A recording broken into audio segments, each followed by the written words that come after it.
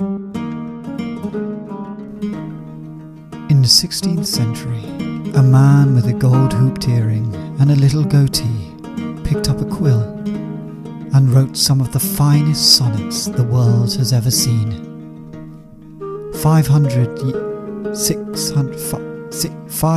years later, a man with nothing better to do sits down with a microphone and tries to work out what the hell that bloke was going on about. Welcome to the final couplet.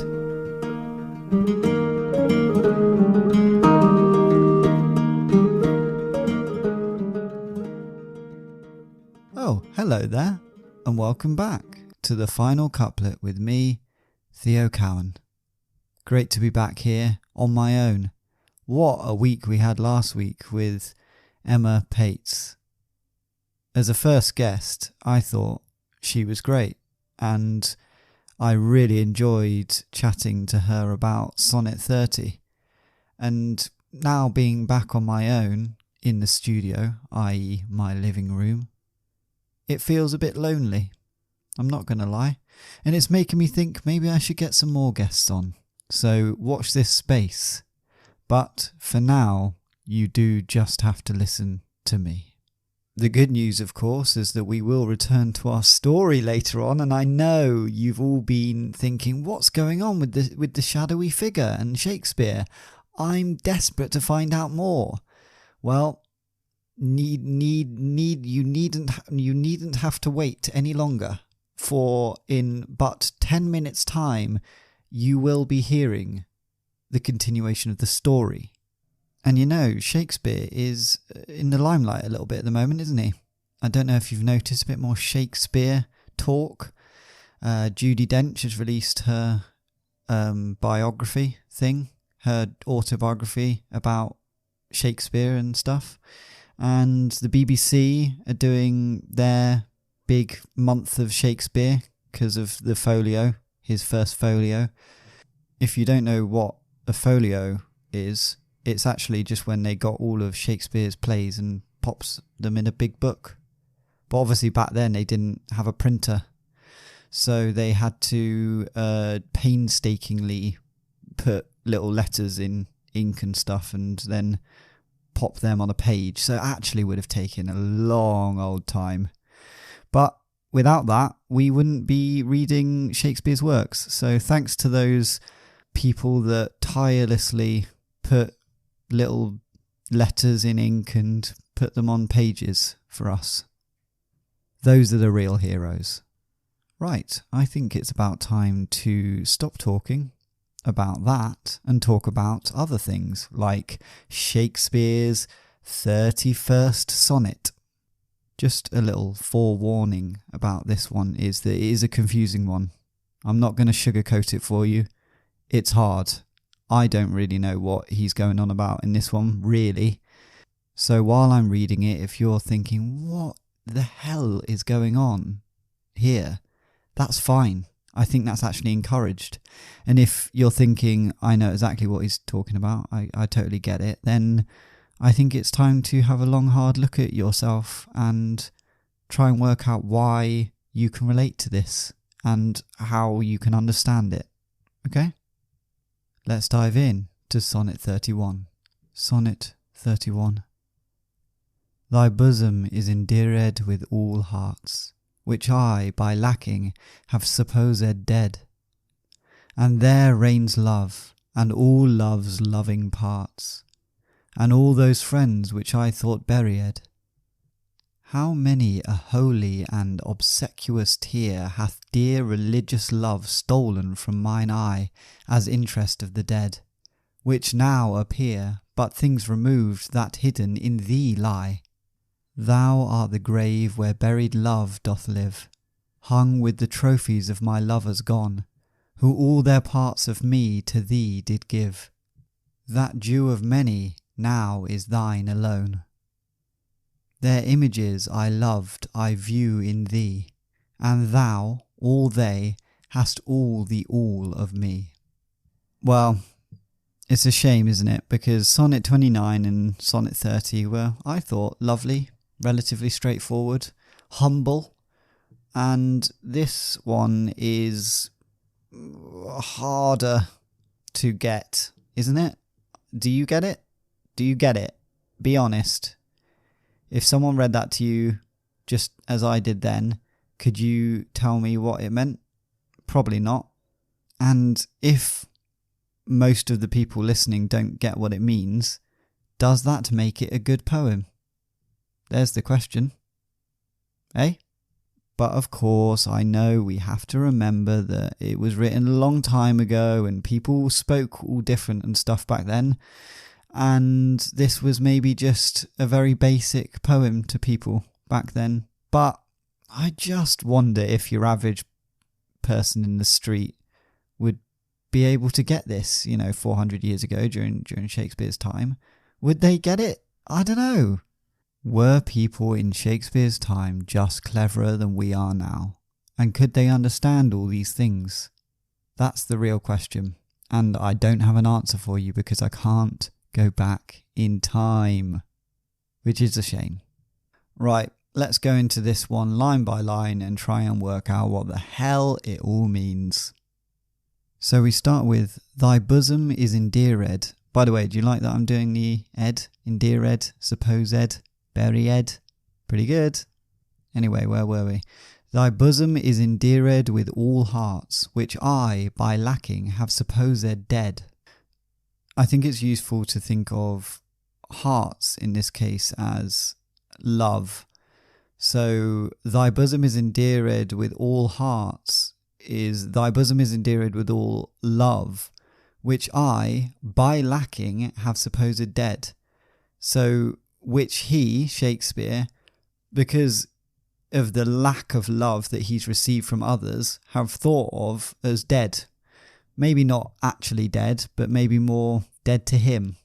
So what I think he's saying is, you have all the love of the people who used to love me, but now I think of as dead because they don't love me anymore. You've got all of their love in you. I mean, look, we're 2 lines in and it's already very confusing. Why is he saying this? Why is he saying, you have all the love of all of my past lovers that I no longer love? Very strange. We continue with, and there reigns love, and all love's loving parts, and all those friends which I thought buried. So here he's saying, love reigns in your heart and everything to do with love. Love and everything to do with love reigns in your heart.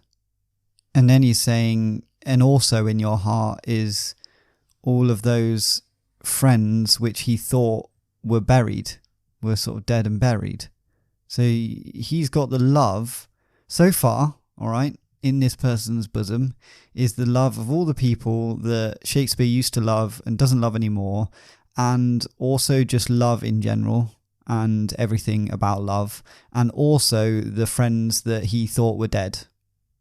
So that's quite a lot of love that this person has in their bosom. How many a holy and obsequious tear hath dear religious love stolen from my eye as interest of the dead? Which basically means I've cried loads at funerals because of the dead. That's what you do. When you go to a funeral, you cry. That is what you do. And that's been the case for hundreds of years, by the sounds of it. Still happens today. Then he continues, which now appear but things removed that hidden in thee lie. So he's saying, I cried loads and loads at funerals because of the dead, obviously. But it's actually crazy because those people whose funerals I went to and cried and stuff about are actually hidden in your heart. They've gone to hide in your heart. Thou art the grave where buried love doth live, hung with the trophies of my lovers gone, who all their parts of me to thee did give. So here he's comparing him to a grave where all his dead lovers live again. And that grave is hung with all the trophies and stuff of his past lovers, Shakespeare's past lovers. And all those past lovers have passed on the love that Shakespeare gave to them to you. Well, I think we can definitely say that this person has a lot of love in them. A lot of love of different lovers, past lovers, lovers' love to Shakespeare, Shakespeare's love to past lovers, dead people's love, lots of love going on.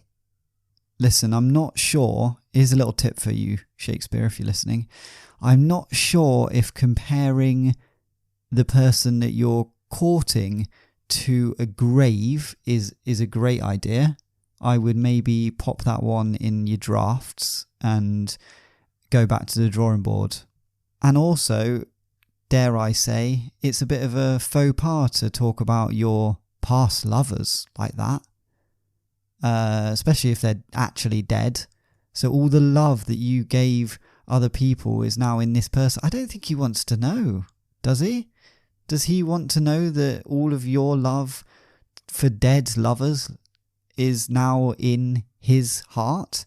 It's a lot of burden, that, isn't it, for this poor receiver of the poem? Anyway, we continue with, "That due of many now is thine alone," which I guess is him saying, all the love I owed to loads of people is now just yours, baby. And now we're on to the final couplet. "Their images I loved I view in thee, and thou, all they, hast all the all of me." And he is kind of just summing up, obviously, what he said in the past lines. He's saying, all the love I owed to all of those past lovers is now just yours. And you, who holds all of my past lovers, me, Shakespeare, have all of me. Now, if I receive that as a poem, I would find it odd. On Valentine's Day, you get that in your school locker. It's not an instant winner, is it? I'd be a little bit worried about him talking about all his past loves and saying that I have all of the love of his past loves. Why can't I'm my own person. I have my own love to give to you if I want. Not anymore if I receive this, that's for sure. You're not getting any of my love. Don't compare me to your past lovers, for God's sake. I guess he's trying to be sweet. He's saying you have all of me now, and all of my past love is now just focused on you, I guess, is what he's trying to get across. But, I mean, it's a bit clumsy, isn't it? I don't know about this one. I found it hard to read, I found it hard to decipher, and I can't wait to move on to Sonnet 32, which I hope is a little bit more comprehensible. Anyway, let's put this to our story. Now, obviously, we had a break from the story last week, but I'll do a little recap.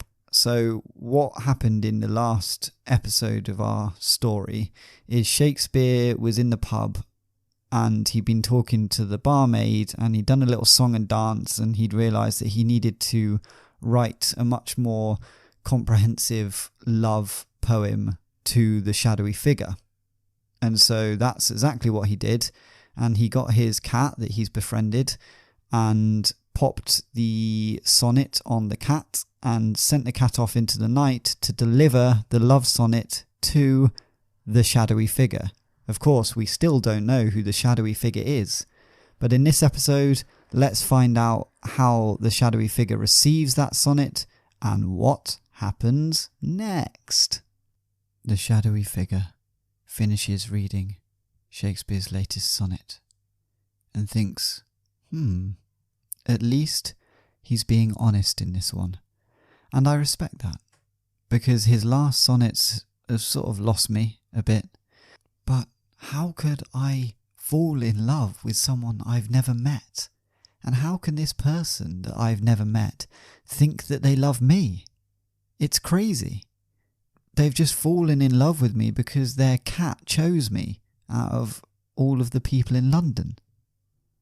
How can I test if this person loves me for me and not because they think that I'm really hot in their imagination? Aha!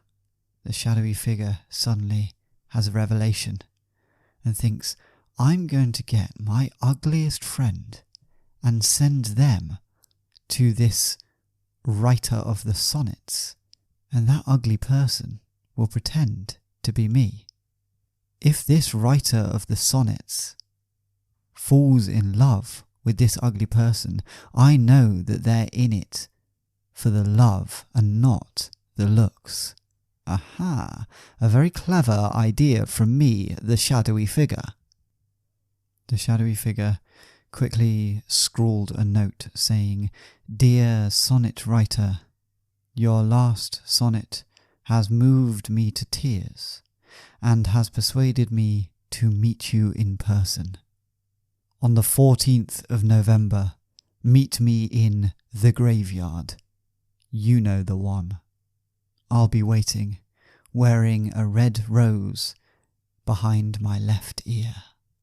The shadowy figure attached the note to the waiting Mercutio and sent the cat on its way. The shadowy figure then thought about who in their friendship group was the ugliest and who would be perfect to send to the graveyard. Meanwhile, Mercutio ran all the way back to Shakespeare, and through the cat flap that Shakespeare had built for Mercutio, it was the first of its kind, and later was patented, and Shakespeare got loads of money for it, and that's actually how he became famous before his writing.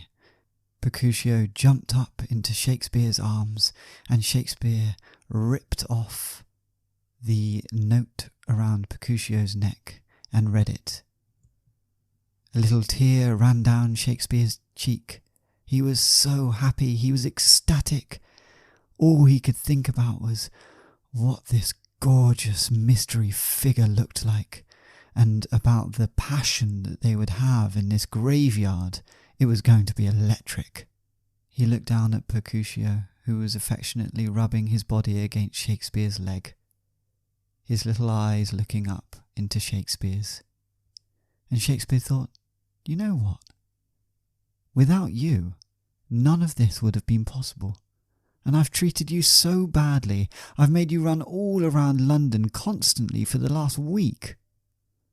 But really, I have a lot of love for you. And suddenly he felt inspiration to write a sonnet for Mercutio. He went upstairs to his writing desk and scribbled out Sonnet 31. Mercutio sat on his lap the whole time, purring and drifting in and out of sleep. Finally, Shakespeare finished writing Sonnet 31. He stroked Mercutio's head and said, "Are you ready?" Mercutio looked up at him and nodded his little head up and down. On this cue, Shakespeare started reading Sonnet 31 to Mercutio. Sonnet 31. In you is the love of all the people I thought were dead, because they didn't show me love anymore.